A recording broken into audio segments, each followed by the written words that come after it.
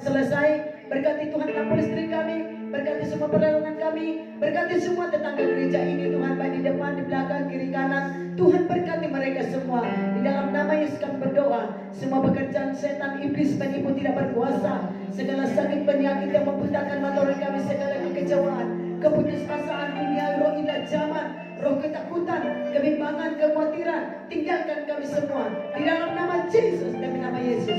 Dalam nama Tuhan Yesus, demi nama Yesus. Terima kasih Tuhan. Di dalam nama Yesus kami berdoa, kami bersyukur, kami dengarkan firman Tuhan dengan sukacita. Bersama-sama kita katakan, amin. Amin, amin. Tuhan Yesus memberkati. Silakan duduk. Haleluya. Shalom Bapak Ibu Saudara. Shalom. Salam kemenangan iman. Haleluya. Apa kabar saudaraku? Luar biasa, Tuhan Yesus baik. Ya, puji Tuhan, saudara kasih. Tuhan Yesus tetap baik kepada kita. Amin. Karena memang Dia Allah yang baik, Allah yang luar biasa, Allah yang dahsyat, Allah yang selalu memperhatikan kita, menginginkan kita, merindukan kita, dan mengasihi kita. Apapun keadaan kita, Tuhan Yesus baik bagi kita. Amin. Apapun saudara kasih perasaan kita, Tuhan Yesus tetap baik bagi kita. Dia tidak pernah berubah. Dahulu, sekarang, dan sampai selama-lamanya. Dalam Ibrani 13 ayat 8 dikatakan, saudara kasih bahasanya, Tuhan kita, kuasa Tuhan tidak pernah berubah kepada kita. Walaupun kadang-kadang kita nggak setia, walaupun kadang-kadang kita melakukan kesalahan, pelanggaran, tapi Tuhan Yesus tetap baik kepada kita dan mengasihi kita. Untuk itu Bapak Ibu Saudara, tidak ada kita yang berputus asa, tidak ada kita yang kecewa karena kita mengikut Tuhan, tapi banggalah kalau kita dipilih Tuhan untuk menjadi anak Tuhan. Bersyukurlah kalau kita sudah menjadi anak Tuhan. Bersyukurlah kalau kita ini pewaris-pewaris kerajaan sorga. Haleluya. Saudara terkasih, memang persoalan ada, masalah ada, tantangan ada. Namanya dunia ini adalah gudangnya masalah. Di mana-mana pun manusia di dunia ini sekarang pasti ada masalah, pasti ada persoalan, pasti ada rasa ketakutan. Tapi saudara kasih, anak Tuhan selalu ada jalan keluar. Haleluya. Anak Tuhan selalu ada jalan keluar. Jadi majulah, walau banyak halangan, walau banyak persoalan, walau banyak perjuangan. Semua katakan kepada kita, perjuangan adalah satu keharusan dan kemenangan adalah satu kepastian. Amin. Haleluya. Yang sudah siap diberkati oleh firman Tuhan katakan saya. Iya, semua kita mau mendengarkan firman Tuhan. Jangan kehilangan kesempatan. Minggu yang lalu kita sudah belajar mereka yang kehilangan kesempatan, yaitu satu Raja Yoas, yang kedua Gehazi. Hari ini kita belajar bagaimana murid-murid kehilangan kesempatan untuk diberkati. Haleluya. Ini sore kasih murid-murid kehilangan kesempatan untuk diberkati. Bapak Ibu Saudara terkasih dalam nama Yesus, kalau memang kita mau diberkati harus memberi. Kalau memang kita mau diberkati harus berkorban. Kalau memang kita mau diberkati harus menabur, harus saudara kasih. Haleluya. Karena kalau kita menabur pasti menuai. Kalau kita memberi pasti kita memberi. Kalau kita saudara kasih menanam pasti menuai hasil yang apa yang kita tanam. Jadi taburlah, memberilah. Kalau kita berkorban saudaraku, luar biasa hasil upah daripada korban kita kepada Tuhan, kepada gereja, kepada penginjilan, kepada sesama, kepada orang-orang yang mengasihi kita. Maka saudara kasih dalam nama Yesus, luar biasa berkatnya. Kita melihat dari Yohanes 6 ayat 8 sampai 13.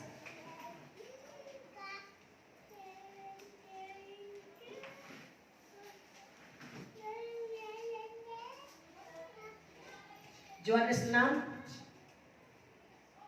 ayat 8 sampai 13.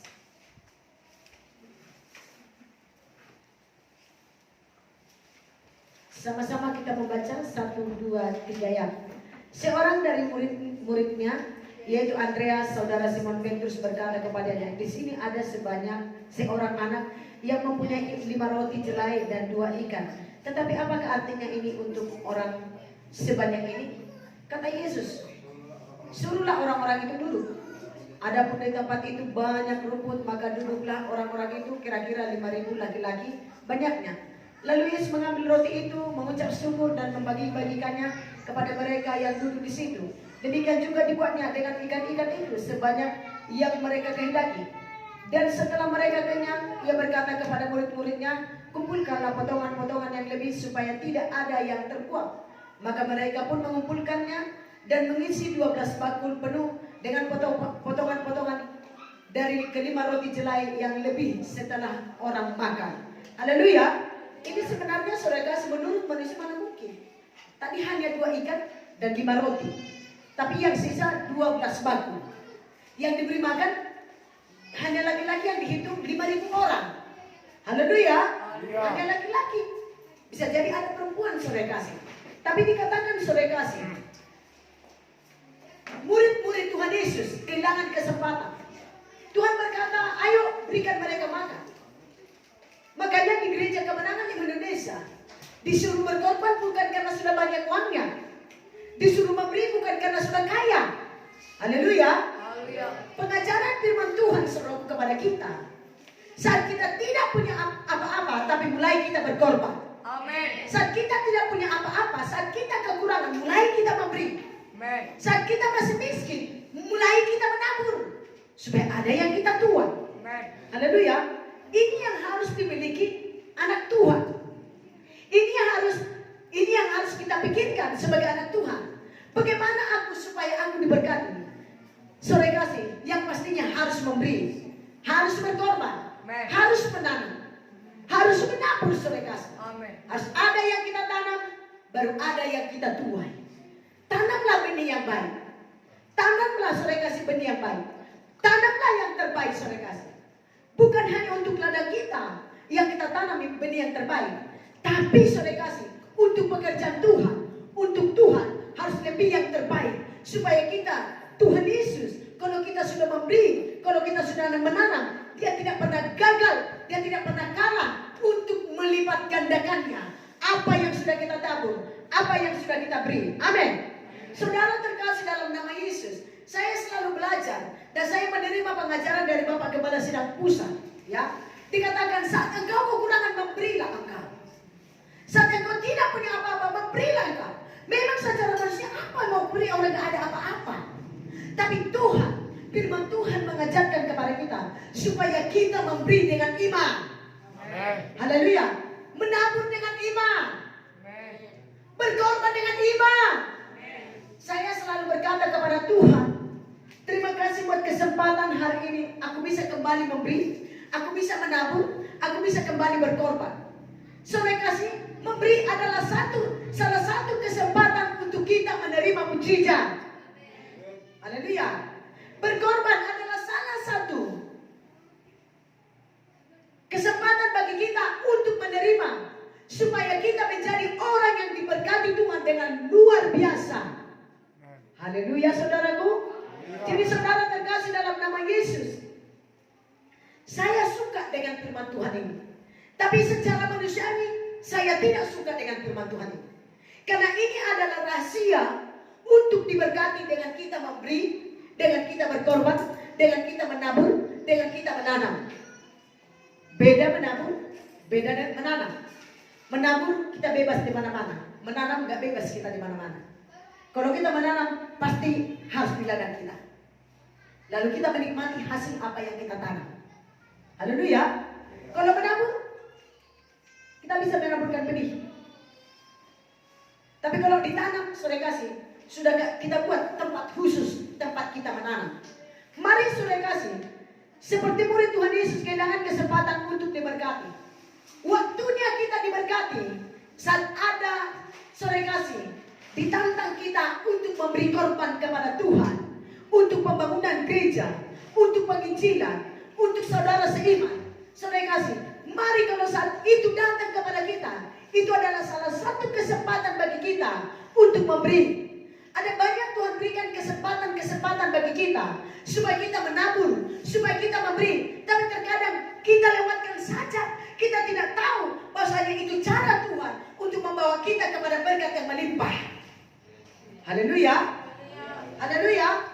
Saudaraku, makanya kita sebagai anak Tuhan, kemana-mana pun kita, di hati kita, di pikiran kita harus memberkati.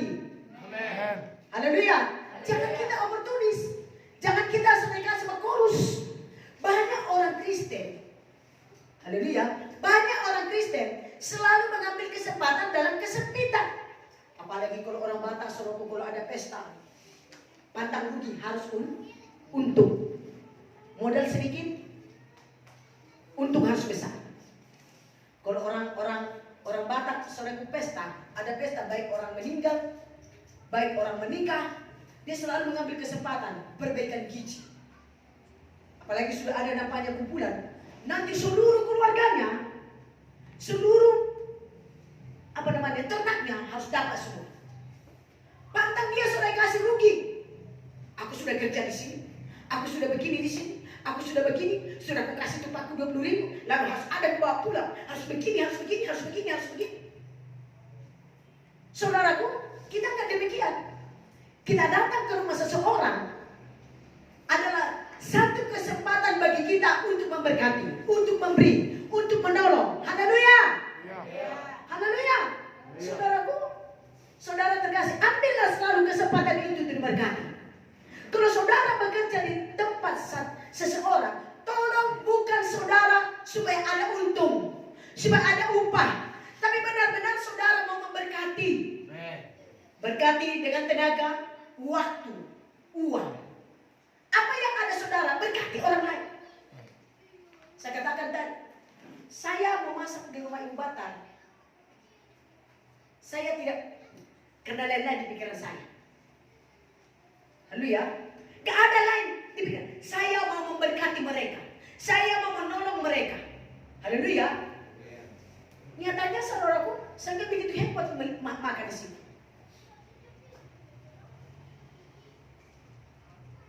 Kalau bukan karena dipaksa saya bawa ke gereja, saya nggak akan bawa. Kami langsung mau pulang. Dan itu pun kami bawa ke gereja, bukan sama kami kasihkan sama umat Tuhan. Membuktikan bahwasanya aku tidak lain-lain motifku. Karena dari dulu pun kalau memang itu motifku, aku tak mau membantu utang. Haleluya. Aku buktikan aku dimanapun aku memberkati, bukan aku mengurus, bukan aku mengambil kesempatan. Aku mau jadi berkat bagi orang dunia, bagi orang-orang yang kutolong. Haleluya. Haleluya. Kita belajar menjadi berkat. Di mana-mana pun kita memberkati, selalu kesempatan. Kita ambil kesempatan, aku mau memberkati. Maka tiba waktunya kita membutuhkan sesuatu, akan berlomba-lomba orang. Kebajikan, kemurahan selalu mengikutiku. Kupuji, kusembah kau Tuhan. Kemana-mana pun kita selalu, Tuhan berikan orang-orang yang murah hati, mendukung kita, memberkati kita. Dan semua saya kasih, urusan-urusan kita diberikan Tuhan kemudahan-kemudahan. Haleluya. Gak sulit kita saudara kasih. Gak harus berkumpul kita dengan ada saudara kasih kebutuhan dan keperluan kita. Selalu Tuhan berikan kebajikan dan kemurahan. Tuhan pakai orang-orang bermurah hati menolong kita. Tuhan pakai orang-orang saudara kasih bermurah hati memberkati kita. Tuhan pakai orang-orang untuk memberikan solusi jalan keluar kepada kita. Amin. Amin. Saudara kasih dalam ambil satu kesempatan untuk memberi. Ambil satu kesempatan untuk menabur. Jangan kalau dikatakan di gereja, ayo kita berkorban untuk pembangunan gereja. Wajah kita pun seperti jeruk purut. Bagaimana jeruk purut? Muncungnya panjang ke depan dan keriput-keriput wajahnya. Saya katakan tadi, orang yang pelit saudaraku wajahnya seperti jeruk purut. Mau dibuat pun bergaya segala macam di Facebook, segala macam, tetap juga nampak saudaraku seramnya. Iya, tetap juga nampak seramnya. Tapi orang yang murah hati wajahnya berseri-seri. Amin. Haleluya. Karena apa saudara kasih? Kalau orang yang murah hati adalah lebih berbahagia memberi daripada menerima. Amin. Haleluya. Makanya wajahnya berseri-seri. Wajah berbahagia. Wajah berbahagia. Namanya adalah berbahagia memberi daripada menerima. Datang orang-orang yang tidak takut akan Tuhan adalah lebih berbahagia menerima daripada memberi. Rugi kalau saya memberi, tidak rugi saudara. Kalau menurut kebenaran, secara manusia memang rugi, tapi menurut kebenaran itu cara Tuhan untuk memberkati kita dengan berganda-ganda. Haleluya. Itu cara Tuhan membawa kita kepada pergandaan, kepada kemajuan, kepada peningkatan dalam bidang perekonomian. Kalau kita tabur satu, Tuhan akan menggandakan 30, 60, bahkan 100 kali ganda. Haleluya. Selalu Tuhan gandakan. Bukan 2 kali ganda. Ada yang 30 kali ganda. Ada yang 60 kali ganda. Ada yang 100 kali lipat ganda. Jadi Tuhan tidak pernah kalah menggandakan apa yang sudah kita beri. Tapi banyak kali tertipu orang Kristen yang sudah lahir baru pun. Haleluya. Haleluya. Saya mau katakan kepada kita, kalau kita membayar persepuluhan pun masih sulit, kita ini sore kasih. Bukan milik kita. Itu adalah miliknya Tuhan. Aduh, saya nggak tahu lah bagaimana Tuhan memberkati kita. Saya nggak yakin nggak diberkati orang yang tidak membayar persepuluhan. Apapun kata, nggak akan diberkati orang yang tidak membayar persepuluhan. Itu hanya mengembalikan miliknya Tuhan. Amin. Tapi kalau kita selalu memberikan korban selalu untuk pembangunan gereja, itu baru namanya memberi dan berkorban. Itu terserah kepada keputusan saudara. Apakah saudara memberi? Apakah saudara berkorban? Haleluya. Tuhan mau kita benar-benar berkorban karena Yesus, Dia berkorban bagi kita. Seluruhnya sudah ditanggung Tuhan Yesus di kayu salib. Sebenarnya kita ini saudara kasih kurang mulia kalau kita miskin. Kurang mulia kalau kita sakit-sakitan. Gak jadi berkat kita. Kau mengikut Tuhan, kau bilang gak ada pun miskinnya kau. Lebih baik kau usah mengikut Tuhan. Kata orang, gak jadi berkat kita. Tapi kalau kita diberkati dari yang miskin menjadi kaya. Haleluya. Begitu. Jangan kita tetap dalam kemiskinan. Jangan kita tetap dalam penyakit. Tapi saudara kasih bangkitlah. Saya berkata, saya sering dihotbahkan. Saya tidak takut dengan bagaimana anak saya nanti kuliah. Bagaimana nanti makanan kami. Kalau orang yang takut, kenapa orang takut dengan makanannya, dengan pakaian? Karena dia tidak menabur.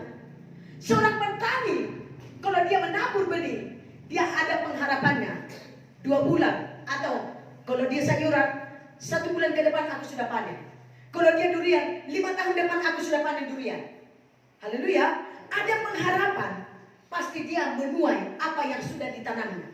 Jadi kita kalau nggak menabur kita, maka kita takut dengan makanan kita takut dengan pakaian kita takut dengan seluruh kebutuhan kita. Kenapa? Nggak ada harapan kita lagi, nggak ada iman kita ke sana lagi karena nggak ada taburan kita, nggak ada pemberian kita.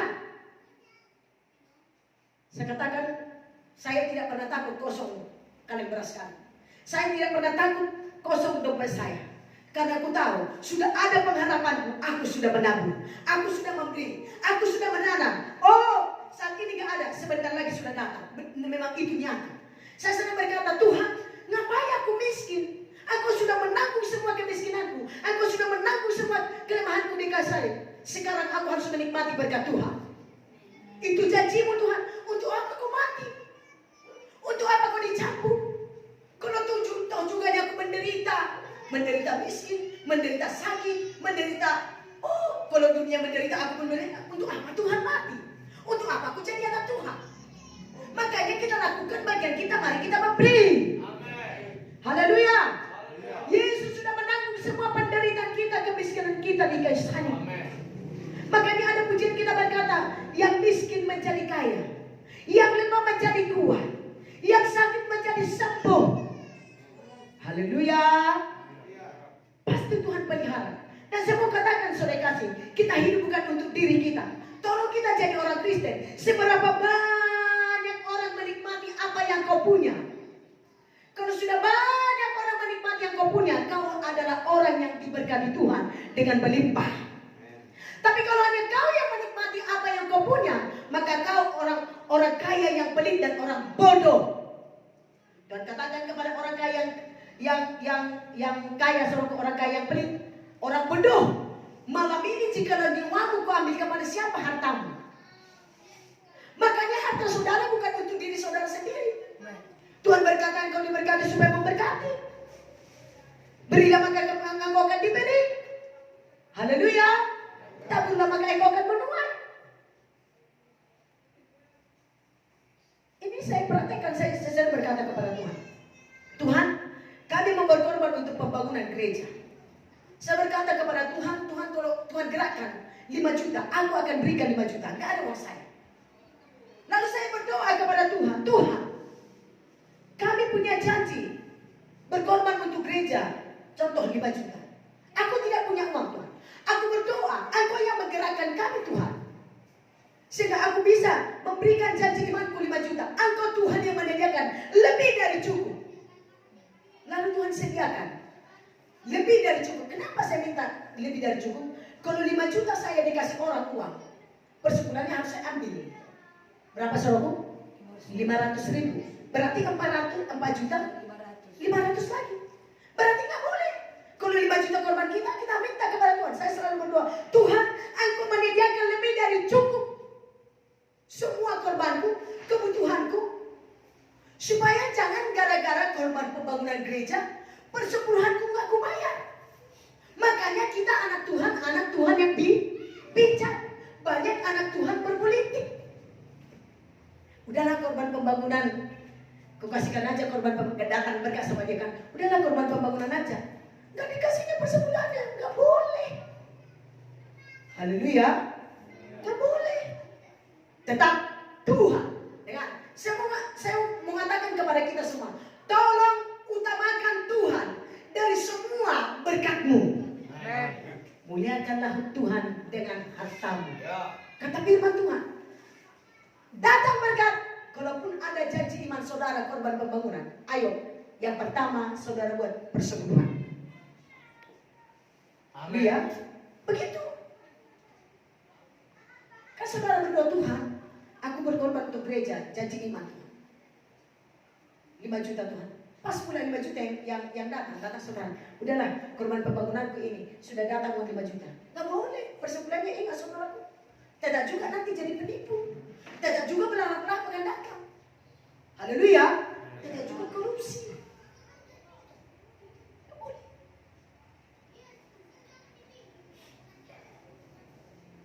Ada orang, oh karena lagi aku membangun rumah, tak usah lagi kuasa persebulanku. Gak boleh. Karena aku lagi membangun gereja, oh gak usah lagi kuasa persepuluhanku. Tahunya Tuhan aku lagi membangun, boleh. Tetapi menjadi kewajiban dikerjakan. Haleluya. Haleluya. Itu salah satu kewajiban. Jadi jangan terhalang kita seperti murid-murid ini, saudara kasih memberi. Sebenarnya Tuhan Yesus menguji iman mereka. Ayo beri mereka, suruh mereka duduk. Kalian kasih mereka makan. Seringkali kita sudah jadi anak Tuhan, sudah ada firman di hati kita, tapi kita tidak percaya dengan firman. Kita hanya melihat keadaan kita, situasi kita yang kekurangan, maka kita tidak ada kesempatan untuk memberi. Itu yang dialami oleh murid-murid. Kita tidak punya apa-apa, bagaimana kita ngasih 5.000 orang makan, sementara gak ada apa-apa, hanya 5 roti, 2 ikan. Kemana caranya sekutil-sekutil pun gak bisa. Mereka langsung membatasi, padahal mereka bersama dengan Tuhan. Sudah ada Tuhan di hidup mereka, tiap-tiap hari mereka bersama dengan Tuhan. Semua katakan kepada kita, tiap-tiap hari ada firman Tuhan di hati kita. Tapi benar-benarkah firman Tuhan yang kita percayai, kita tindakan? Kalau murid-murid menyadari Tuhan bersama kami, kalau Tuhan yang menyuruhnya, lihat, Petrus berkata, suruhlah aku berjalan di atas air.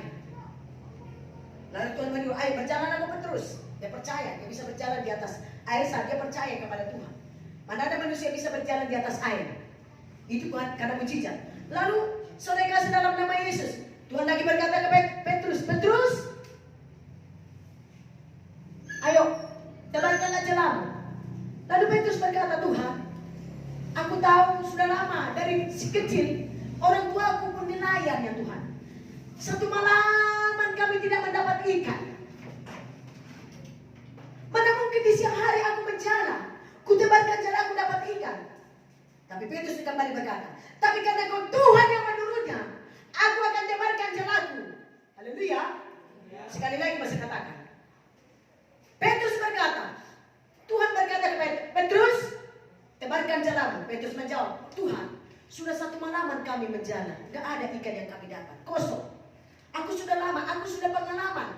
Kalau paling mantap mencari ikan di malam hari Tuhan. Lalu Petrus berkata, karena Engkau yang mengatakannya, aku akan tebarkan jalaku. Tolong saudara, karena firman-Mu berkata, aku memberi, aku harus memberi. Haleluya. Lihat, siapa yang menyediakan pemberian kita? Itu yang saya katakan selalu kepada Tuhan. Aku mau memberi Tuhan, engkau yang menyediakannya. Dan aku tidak mau was-was. Lebih dari cukup engkau sediakan Tuhan. Karena hanya engkau pengharapanku. Engkau Tuhan. Engkau Tuhan yang sanggup mengadakan yang tidak ada mencegah. Haleluya. Makanya saudara kasih, ada janji iman, ada korban-korban di gereja. Saya bisa bayar, saya bisa lunas, karena saya doakan. Karena di hati saya, aku mau memberkati Tuhan, aku mau memberkati gereja, aku mau memberkati pembangunan gereja, aku mau memberkati sesama. Maka Tuhan sediakan saudara. Haleluya saudaraku. Jangan kita memberi, karena sudah ada uangku 20.000, udahlah 20.000. Kalau kayak gitu kita memberi, ya kapan kita mau meningkat korban kita? Mau diberkati lebih lagi, ayo meningkat korban saudara. Haleluya. Mau dapat hal yang besar, ayo lebih lagi. Taburannya. Gak mungkinlah saudaraku, modal sedikit, baru goyangnya, untungnya langsung besar sekali. Modal 500.000, untungnya 50 juta. Tak ada itu. Ditabur, ditanam jagung 1 muk, lalu dapatnya bertonton. Tak ada itu. Tabur sedikit, nuai sedikit. Itu hukum firman Tuhan. Persiapkan, saya katakan tadi di kebaktian pertama. Persiapkan dirimu untuk menjelang kedatangan Tuhan kedua kali. Sebelum Tuhan datang, akan terjadi krisis yang sangat dahsyat. Sekarang belum krisis, saudaraku. Dibandingkan yang akan datang nanti. Maka saat krisis datang, kalau mulai sekarang belum kita persiapkan diri kita untuk menabur, maka akan ada tawaran dunia. Saya katakan tadi, kalau memang tawaran itu membuatmu meninggalkan pelayanan, meninggalkan ibadah, tawaran pekerjaan, tawaran uang, saya mau katakan, bukan di situ engkau diberkati. Itu hanya cara setan. Setan suka menawarkan, setan suka menggoda kita supaya kita meninggalkan Tuhan, meninggalkan pelayanan. Lalu seolah-olah kita dapat banyak uang. Saya mau katakan saudaraku, saudara terkasih dalam nama Yesus, stop. Bukan di situ tempatmu untuk diberkati. Kalau gara-gara pekerjaan tinggal pelayanan, tinggal Tuhan, stop. Bukan itu cara Tuhan memberkatimu. Haleluya. Haleluya. Makanya saudara kasih dalam nama Yesus, jangan gampang kali tergoda dengan uang. Langsung merah mata kita melihat uang. Oh, di sana banyak uang, di sana banyak uang. Kalau aku kerja di sana dapat uang banyak. Oh no.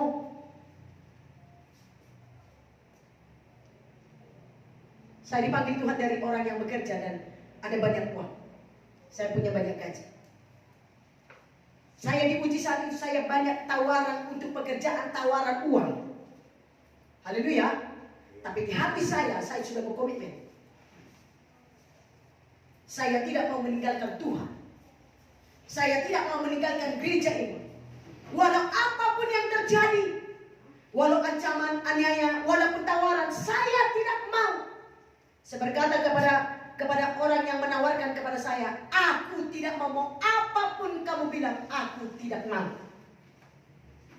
Orang berkata, bodoh kali kau, memang gara-gara GKI itu. Gara-gara semunti itu kau perkaya, beginilah kau, begini kau, begini kau, begini. Selalu dibilang semunti. Aku bilang, apa hebatku memperkaya dia? Dia memang sudah orang kaya. Haleluya. Apa hebatku? Dia orang kaya. Apa mau ku perkaya dia? Gara-gara itu gila kau.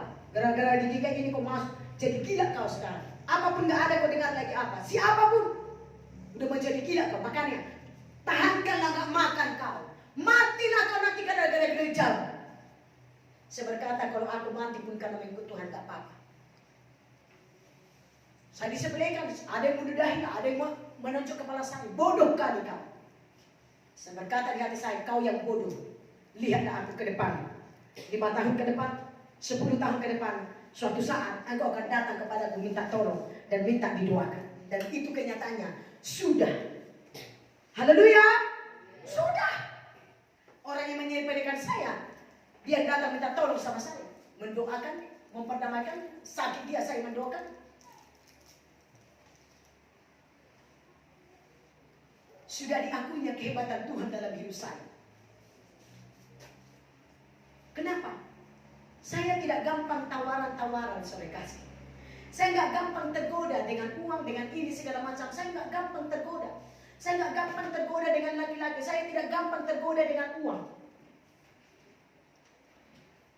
Tapi di hari zaman akan banyak orang-orang, saudara nggak sadar bahasanya dia akan digoda dengan uang. Dia akan digoda dengan kedudukan. Dia akan digoda dengan seks untuk menjauhkan dia dari panggilan Tuhan. Inilah yang dikatakan saudara kasih. Saat itu saya menderita secara materi. Ya, saya mau menderita karena Yesus. Musa pun mau menderita bersama dengan umat Tuhan. Dia dari yang sudah diangkat dari putri Firaun, tapi dia mau menderita bersama dengan umat Tuhan. Dia berjalan bersama umat Tuhan di padang gurun. Haleluya. Haleluya. Hanya dia mengharapkan mujizat mana dari sorga. Haleluya. Dia hanya mengharapkan mujizat. Saudara kasih, biarlah kita hanya mengharapkan Tuhan menyatakan mujizat bagi kita, karena kita sudah melakukan bagian kita. Amin. Haleluya. Ayo kita jadi anak Tuhan, jangan pelit. Orang pelit, orang kikir gak masuk surga. Orang yang egois hanya mementingkan dirinya, membangun dirinya, gak masuk surga. Mulai memberkati supaya diberkati, mulai memberi supaya diberi. Amin. Haleluya. Dikatakan di sini kembali lagi bahwa mujizat kebaikan Tuhan Yesus hanya dapat terjadi ketika seseorang menjawab tantangan dan mengambil kesempatan yang diperhadapkan Tuhan Yesus kepadanya. Murid-murid tidak mengambil kesempatan dan menjawab tantangan Tuhan yang menyuruh mereka memberi maka jiwa-jiwa yang lapar. Apa yang ada padamu berikan kepada jiwa-jiwa? Haleluya. Tenagamu, waktumu, uangmu berikan kepada jiwa-jiwa. Karena itu adalah satu kesempatan. Saya percaya kita dipertemukan orang dengan kadang-kala orang hancur-hancuran. Ayo kesempatan untuk memberi, kesempatan untuk memberkati. Saya percaya tadi saudara berkunjungan, itu adalah satu kesempatan untuk memberi, untuk memberkati. Mereka lahir baru diselamatkan, dan saudara juga memberkati mereka yang sudah hancur-hancuran. Itu adalah salah satu kesempatan untuk membuka mujizat bagi saudara. Amin. Haleluya.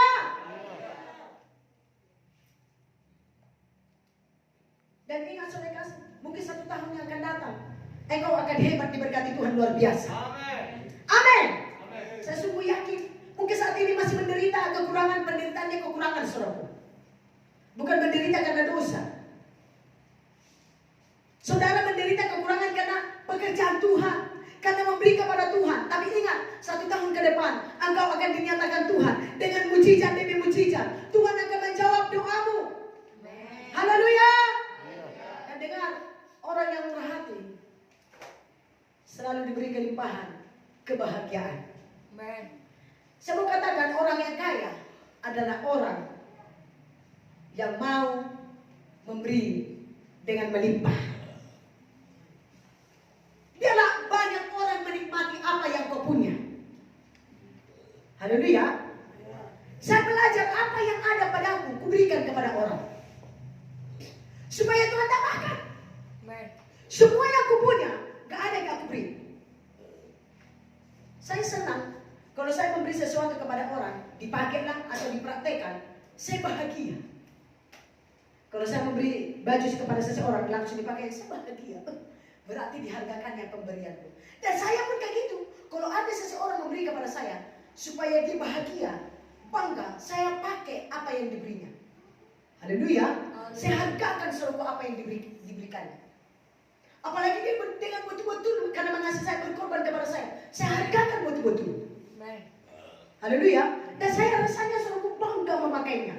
Kenapa? Dan saya percaya pun yang memberi itu dia bahagia. Dia bangga, ya makasih ya. Dipakai gembala di rupanya. Oh terima kasih ya. Saya begitu orangnya. Saya pernah kasih sesuatu kepada seseorang. Saya tanya dia, yang gak sukanya kau yang kau kasih itu. Lalu dia berkata, enggak, bukannya begini ya. Oh, kalau enggak suka, ya udahlah, janganlah. Aku betul-betul berkorban itu dulu sama kau. Tapi kalau enggak kau pakai, aku enggak enak hati. Saya mempunyai sesuatu di dalam hidup saya bagikan kepada orang yang mau menerimanya. Karena aku dapatkan, bukan karena kehendak kekuatan ku dapatkan betul-betul karena hikmat Tuhan. Karena dari Tuhan aku belajar membaginya kepada orang. Baik itu pengetahuan apapun itu, apa yang ku punya, ku bagikan kepada orang. Aku tidak mau menyimpannya. Kalau ku simpan-simpan nanti membusuk, bau. Haleluya. Makanya kalau orang pelit itu bau, busuk. Lihat. Apa sungai apa itu yang ada di luar negeri, yang di Israel?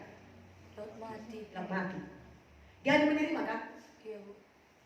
Tahu, laut itu bau busuk. Dan gak ada Kehidupan. hewan di sana bisa hidup. Kalau kita katanya berenang di sana, kita akan terapung. Dan tidak ada tumbuh-tumbuhan yang hidup di sana. Kenapa? Karena dia hanya menerima, nggak pernah mengeluarkan. Jadi orang yang pelit, bau, busuk. Makanya wajahnya seperti jeruk. Mau dibuat dia pun bergaya segala macam. Ketawanya pun pura-pura. Gak bebas deh. Haleluya. Menari pun, bertepuk tangan pun gak bebas. Menyembah Tuhan pun gak bebas. Rohnya gak bebas, tubuhnya gak bebas, sukacitanya gak bebas. Yang dipaksa-paksa. Paling kalau dia sukacita lagi ada banyak uang. Nah, sukacita dia, itulah sukacitanya. Udah itu nanti udah ngos-ngosan dia. Gak ada uangnya, udah mengeluh dia, udah menyalahkan orang lain dia. Udah bermacam cara, musuh-musuh lah, itulah, beginilah, begitulah, beginilah, begitulah, beginilah, dan begitulah. Dia kekurangan orang lain disalahkannya selalu. Padahal dia kekurangan karena diri sendiri. Haleluya. Saya kekurangan karena saya sendiri, bukan karena orang lain. Karena sesuai dengan perbuatan kita, apa yang kau tahu berkau tuan. Kalau kita murah hati, orang akan banyak murah hati kepada kita. Haleluya saudaraku. Ayo, ambil kesempatan untuk memberi. Lukas 9 ayat 13.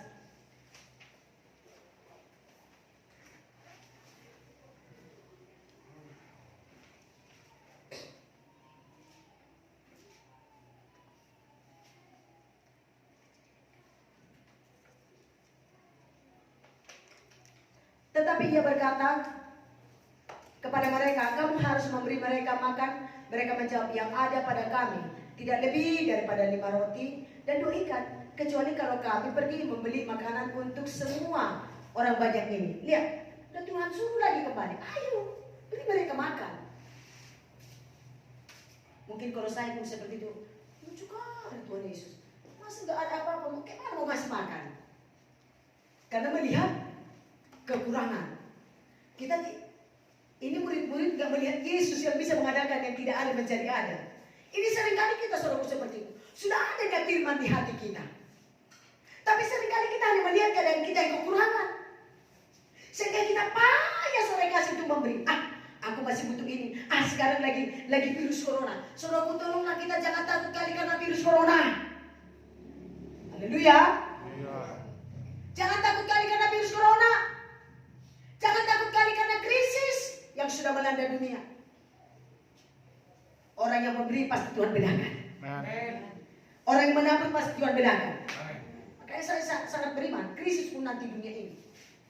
Saya percaya kita yang sudah memberi, yang sudah menabur, tidak akan krisis, tapi kita tetap eksis. Pasti kita dibedakan Tuhan. Di sini nanti Tuhan akan nyatakan janjinya kepada kita. Aku akan membedakan orang benar dengan orang fasik. Tahu, orang ke gereja belum tentu orang benar. Orang fasik salah satu adalah orang yang pelit, yang tidak mau melakukan firman Tuhan. Dalam Mazmur dikatakan, ayo, kalau orang tidak mau melakukan firman Tuhan itu orang fasik. Bukan orang-orang yang tidak ke gereja aja, tapi orang yang tidak mau melakukan firman Tuhan adalah orang fasik. Maka Tuhan akan membedakan orang benar dengan orang fasik. Saudaraku, apa yang membuat kita berbeda nanti saudara? Apa membuat saya berbeda dengan saudara? Sama-sama satu gereja, sama-sama makanan rohani yang sama. Apa yang membuatnya? Adalah tindakan. Kalau saya membuat saya berbeda dengan saudara, saya harus belajar terus melakukan firman Tuhan. Amin.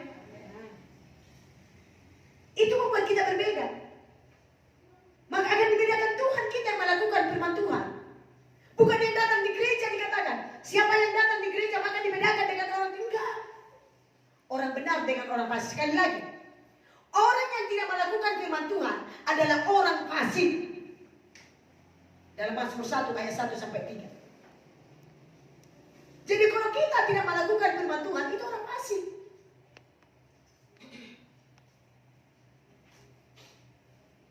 Yuk kita baca dulu Mazmur 1 ayat 1 sampai 5.